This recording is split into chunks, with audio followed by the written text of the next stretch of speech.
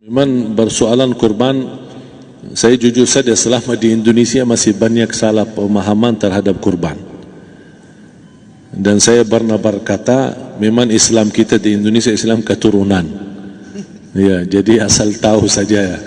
Ya, tapi dari segi belajaran, mohon maaf ya kita terlalu jauh terhadap pemahaman. Yang saya maksud, kita melaksanakan sesuatu tapi kita sudah belajar, sudah tahu, bukan hanya asal saya dengar, saya lihat, saya bukan sebatas itu, tapi kita punya dasarnya. Dan ini kelemahan kita, di antaranya kurban. Saya pernah mendengar, bukan malah sering mendengar soal kurban dihitungkan berorang. Jadi keluarga suami istri sama 5 anak berarti jumlah 7, wajib sapi. Kalau kurang daripada itu, atau misal suami istri tidak mampu, boleh ini tahun kurban kambing atas nama suami, tahun depan atas nama istrinya. Ini hal keliru sebenarnya. Yang dihitungkan soal kurban beda sama akikah dan beda sama zakat fitrah. Zakat fitrah sama akikah terhitung berorang. Akikah laki-laki 2 kambing, perempuan 1. Kalau tidak mampu boleh. Kalau ada kembar, laki sama perempuan berarti 3 kambing. Tapi kalau tidak mampu boleh 1 kambing, tidak masalah. Dan tidak ada istilah sekarang saya kurban tapi nanti sisanya seolah-olah ada hutang sama Allah. Sesuai kemampuan kita. Di antaranya kurban. Kurban hitungannya berkeluarga, bukan berorang. Buktinya Rasulullah SAW dan juga cerita Nabi Ibrahim. Ketika Nabi Ibrahim mau sembelih Nabi Ismail, Allah turunkan apa? Mengganti sembelihan Nabi Ismail dengan ekor kambing dari surga. Berapa ekor kambing? 1. Padahal Nabi Ibrahim punya istri 2 dan anak. Ada istri Siti Hajar dan Sarah. Kemudian anaknya Ismail dan Ishak. Berarti semuanya berapa? 5. Kenapa Allah tidak turunkan 5 ekor kambing? Karena hitungannya memang 1 keluarga. Yang kedua, Rasul sendiri sembelih 2 kambing. Pertama, Bismillah atas nama Muhammad dan keluarga Nabi Muhammad. Padahal kita tahu keluarga Nabi Muhammad SAW termasuk keluarga besar. 11 istri, belum lagi anaknya laki-laki sama perempuan. Ada yang hidup maupun sudah mati. Sudah termasuk semua. Yang hidup maupun mati. Yang kedua, Rasul sembelih sembelihan yang kedua atas namaku dan umatku. Umatnya berapa miliar? Cuma 1 ekor kambing. Kenapa Rasulullah SAW berkurban atas nama dirinya dan umatnya? Saya mengambil salah satu di sini tanda sayangnya Rasul kepada umatnya.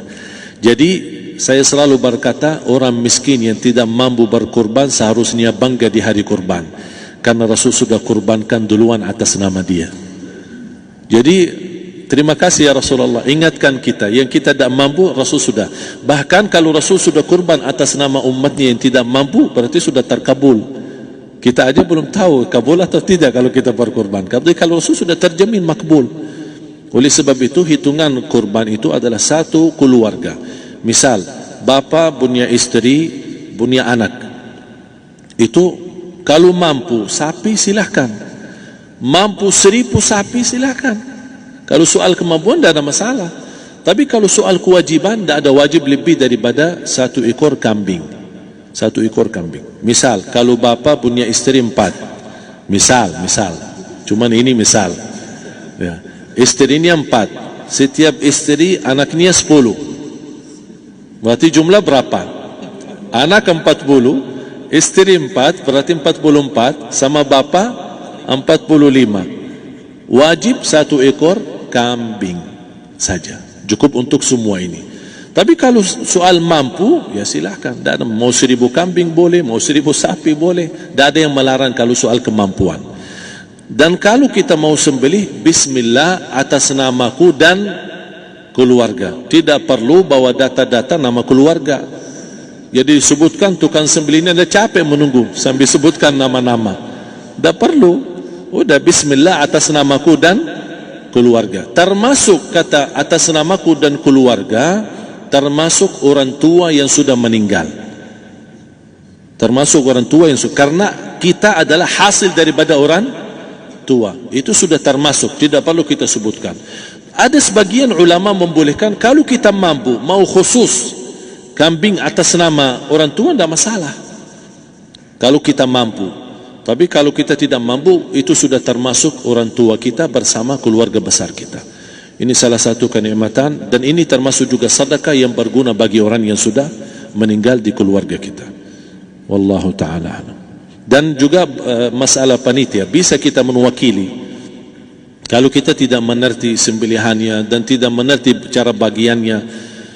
Tapi ada satu sunnah yang termasuk kehilangan sunnah ini, adalah banyak yang tidak mau makan dari hasil kurban, padahal itu sunnah Rasul. Dari akikah boleh makan, dari kurban pun boleh makan. Bahkan sunnah SAW dibagi 3. Sepertiga pertama dihadiahkan. Maksudnya kata dihadiahkan kepada orang kaya. Misal tetangga saya tapi orang kaya, dia bukan miskin, tapi boleh saling hadiah. Karena inti daripada hadiah silaturrahim. Ada keluarga kita termasuk mampu, tapi saya kasih, ini alhamdulillah saya sembelih sapi. Barangkali dia tidak mampu, cuma sembelih kambing. Udah, kita dapat daging kambing, dia dapat daging sapi. Tapi dengan niat hadiah, bukan sedekah, karena dia bukan orang miskin yang menerima sedekah. Yang sepertiga yang kedua adalah sedekah. Sedekah itu termasuk orang miskin. Yang ketiga, kita makan sendiri. Bahkan Rasulullah SAW selepas Idul Adha, beda sama Idul Fitri. Sebelum Idul Fitri dia makan kurma, meyakinkan batalan puasa. Tapi kalau Idul Adha tidak makan dan minum sebelum salat, kenapa? Bukan berarti tidak boleh. Tapi Rasulullah SAW ingin pertama pembukaannya, buka sarapannya atau makan di pagi harinya selepas Idul Adha adalah dari hasil sembelihan kambing itu atau dari kurban.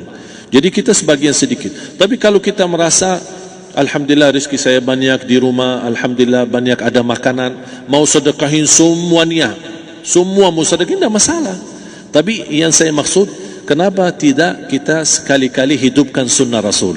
Jadi sebagian, walaupun ada sebagian sedikit lah, buat istilahnya sama sedikit porsi nasi atau apa, karena kita berhak sebagai kita kurbankan lillahi ta'ala, kita berhak menikmati kurban ini yang lillahi ta'ala supaya kita mendapatkan keberkahannya, bukan hanya orang lain. Terus yang kedua ada masalah pembayaran. Kalau kita wakili panitia, boleh kita pesan sama panitia, tolong sedikit dari kurban saya minta buat saya makan. Itu tidak masalah, kita boleh minta. Dan boleh kita wakili, tapi kita tolong ingatkan, tidak boleh pembayaran hasil sembelihan itu dari kulitnya. Ini menjadi salah satu persoalan di Indonesia.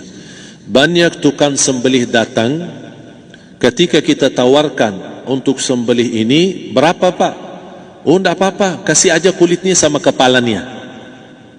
Jangan Anda setuju, jangan Anda terima. Oh maaf, saya tidak bisa.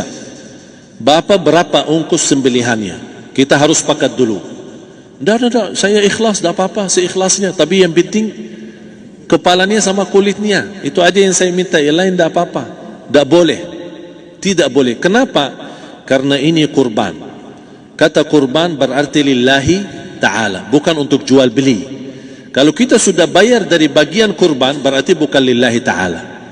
Harus kita jaga amalan itu. Tapi bagaimana cara jalan keluarnya? Kita harus sepakat, ijab kabul.